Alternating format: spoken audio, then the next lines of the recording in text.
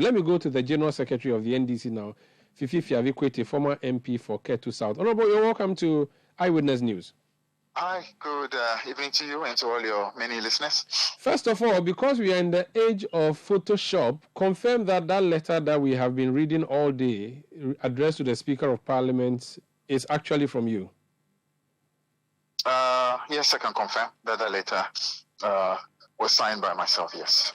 Explain the decision for this. Why is the party doing this now? Let's just say that it's an integral part of a process towards preparing ourselves for the next general election. A process of reorganization has been ongoing, starting from branches through constituencies, through the region, and recently at the national level. We're expecting to have a continuation of the process relating to parliamentary presidential primaries. We believe as part of that whole preparation, there's a need to be looking at ways in which we can re-strategize towards these 2024 elections.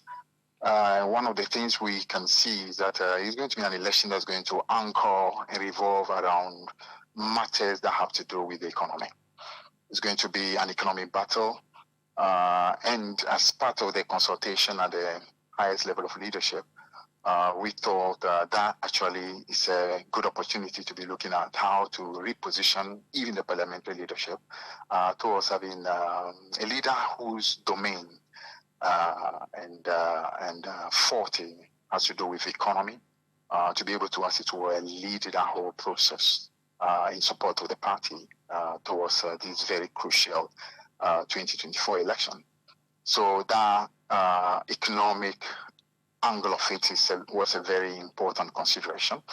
The other consideration also was that we clearly know that in this country, traditionally, we have about 4, if you call it, swing regions, and those swing regions represent very important regions that you always want to win, because if you don't win in them, invariably you are unable to win elections. And these swing regions invariably tend to be the traditional Western region, the Central region, the traditional Brong-Ahafo region, and Greater Accra region. So that also factored hugely in the calculation. We're talking about a party that, let's say by and large, has a national appeal. We wanted to ensure that broader national profile reflect also as far as the parliamentary leadership of our country is concerned.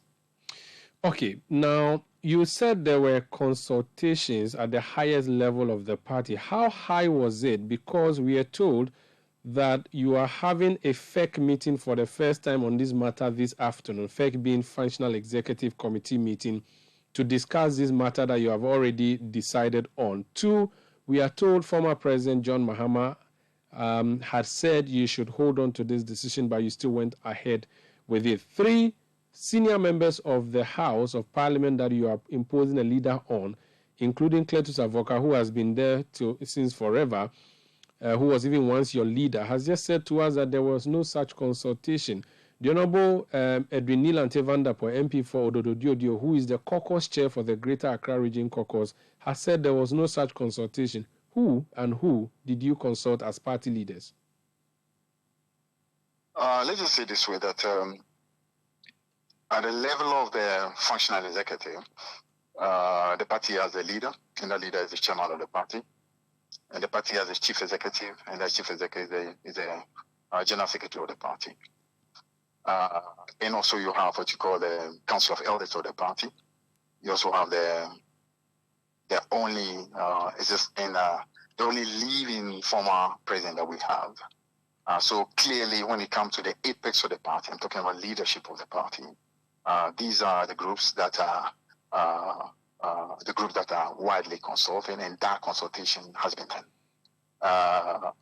Now, in terms of parliamentary, as you mentioned, there's one process when you are looking at, let's say you've won, or let's say after elections have happened, there's a new parliament that has been inaugurated, and you are now looking, as it were, bringing new leadership.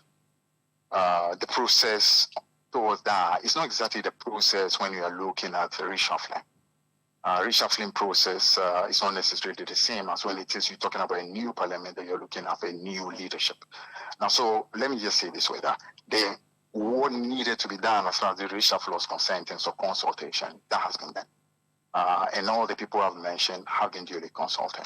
Now, issues relating to what the former president has said and so on, I think I prefer not to go into that. All I can say that all the key leaders that I've mentioned have been duly consulted. Was former President Mahama consulted on this decision? I've just told you that he's been consulted. Yeah. And he approved that you should go ahead with what you were going ahead with.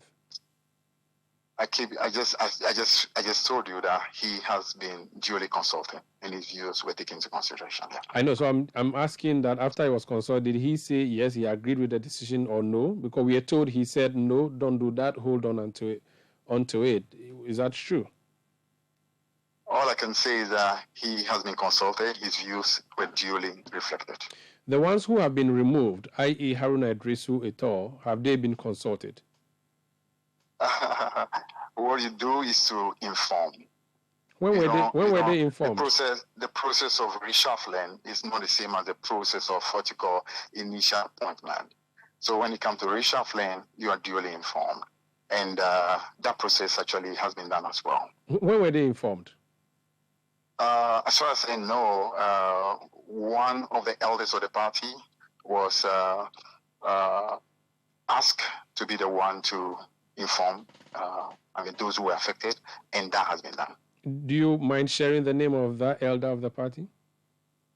Does it matter really? That has been done. That's all that matters. Because I just spoke to, again, Honorable Cletus Avoka, who is saying to me that he was with the current minority leader, Haruna Iddrisu, as of yesterday. They were having discussions on when they return on 7th February. He did not get any indication from Haruna Iddrisu that he had been informed of any such reshuffle. In fact, this afternoon, we spoke to MPs who said they called their leader, who was shocked that he was hearing it for the first time on Citi Prime News. So that's what I'm asking, if they were informed, and if you could share with us who went to do that information. I can state without any hesitation that Honorable Haruna Iddrisu was informed yesterday. How about the ones who you have appointed? Were they also informed, consulted, or you just foisted a position on them? How do you appoint people without at least doing the necessary background check in order to be sure whether they were in a position to be able to do a job?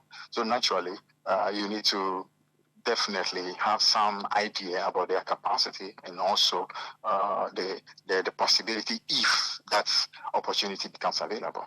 So people like Neelante Van Dapper, who are external or extended leaders of the party by virtue of the fact that they are caucus leaders, you do not think they needed to be consulted because this is removal and it is different when you are appointing afresh from when you are making a replacement. So that's why you didn't consult them. Yes.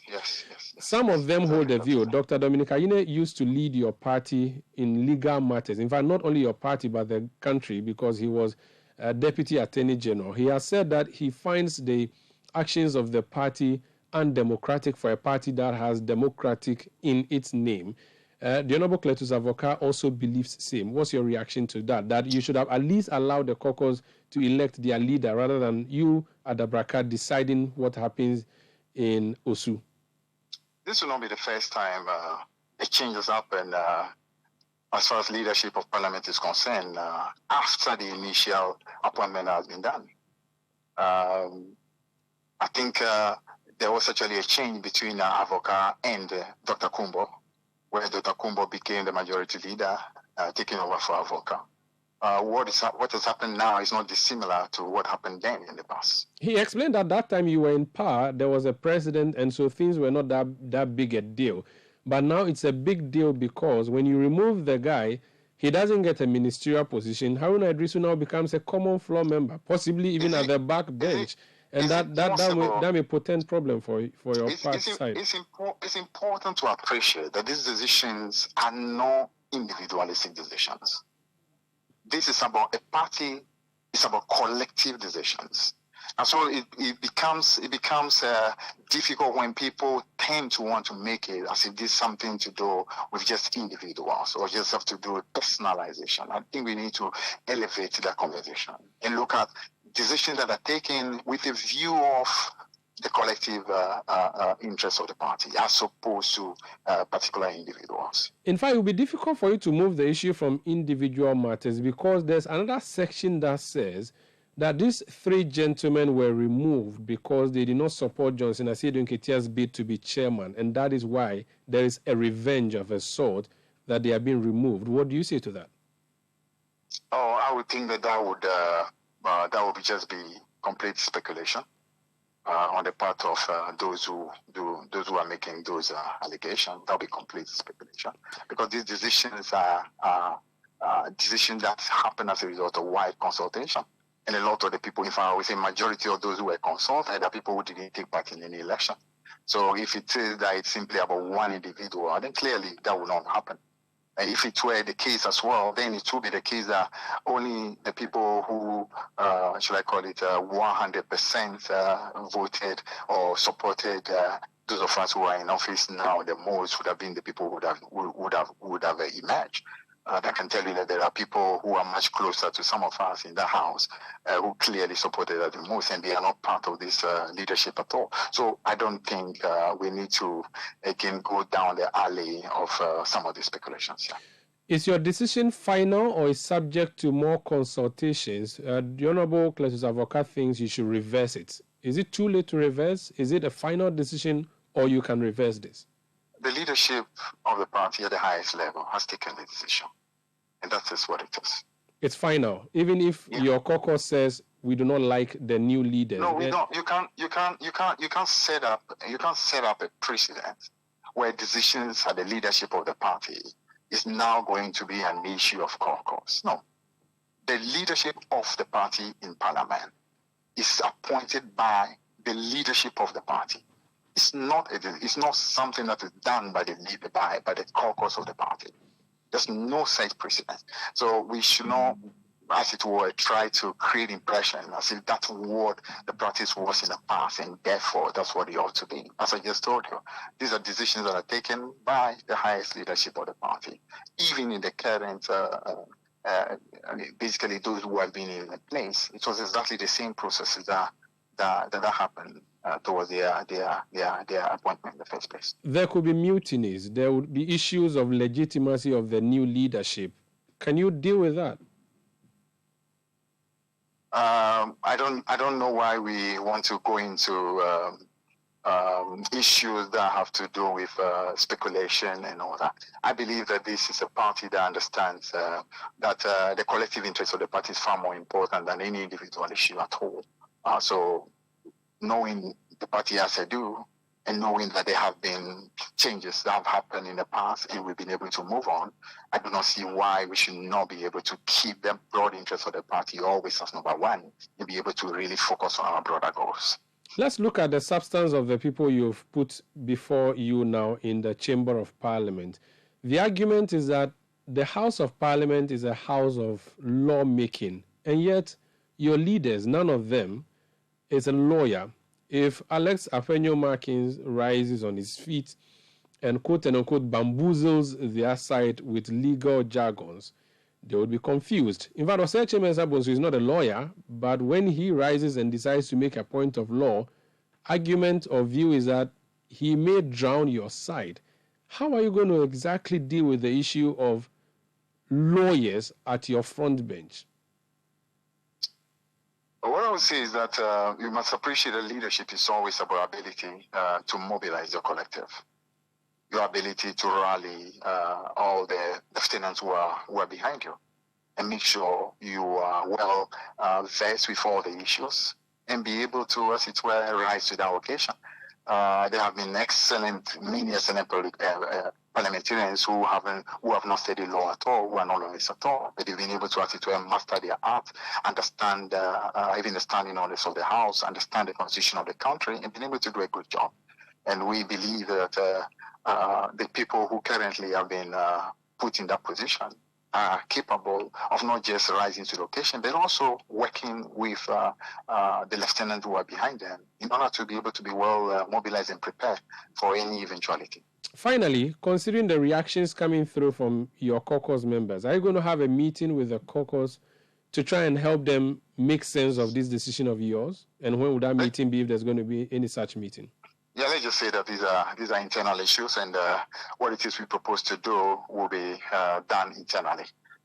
When it is that we think there will be a moment that there's a need for maybe informing the broader public, then we will. But for now, these are internal issues, and we'll keep it at that. Thank you so much for speaking to us, sir. It's a pleasure, Umaru. That's General Secretary of the National Democratic Congress, who is former Ketu South MP, former Minister for Transport, Fifi Kwetey.